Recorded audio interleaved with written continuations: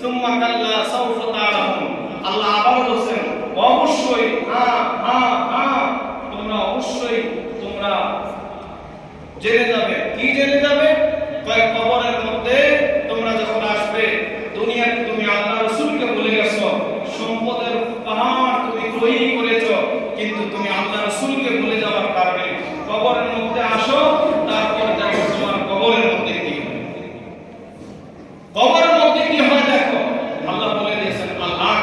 এজন্য আমার নবীজি বলেছেন তোমরা কবর জিয়ারতের সময় আল্লাহ পড়ো।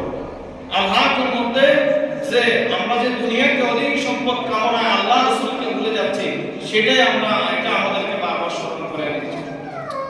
সম্মানিত হাজিরিন, প্রিয় মুসলিমের কেরাম, আমি একটা কথা বলি, এই দেশে একটা বড় ইন্ডাস্ট্রি গ্রুপ আছে, যমুনা গ্রুপ আছে না? যমুনা গ্রুপের মালিককে মরহুম নুরুল ইসলাম।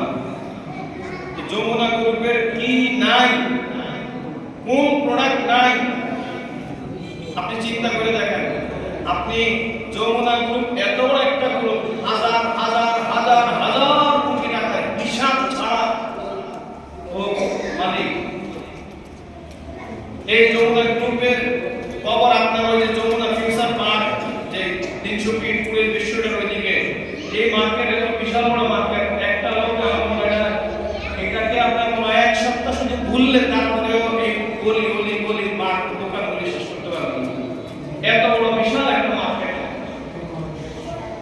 কারণ আমি কয়েকবার আমার যাওয়ার সুযোগ হয়েছে, আমার হাতের মোবাইলটা ওখান থেকে কিনেছি। একটা ফ্ল্যাট তার মধ্যে উঠলে শুধু মোবাইল আর মোবাইল, কত হাজার দোকান হিসাব ছাড়া, শুধু মোবাইলের দোকান।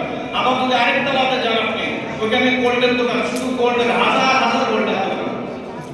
আবার আরেক জায়গার মধ্যে যদি আপনি যান ইলেকট্রিক, শুধু হাজার হাজার আরেকটার মধ্যে ইলেকট্রিক দোকান। আপনি কয়টা দোকান পাবেন, কয়টা দোকান দেখবেন, এমন অবস্থা।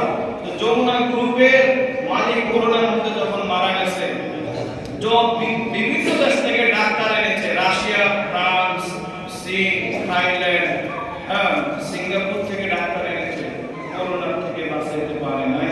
তার কবরটা ওই যমুনা ফিউচার পার্কের মধ্যে কোনো রকম ভাবে পড়ে আছে। এই কয়টা মাটি আর ইট ঠিক পড়ে আছে, একটু সামান্য ভাবে পড়ে আছে। তার কবরে তার যমুনা ফিউচার, ওইখানে যমুনা টেলিভিশন আছে, যুগান্তর পত্রিকা আছে, ওইখানে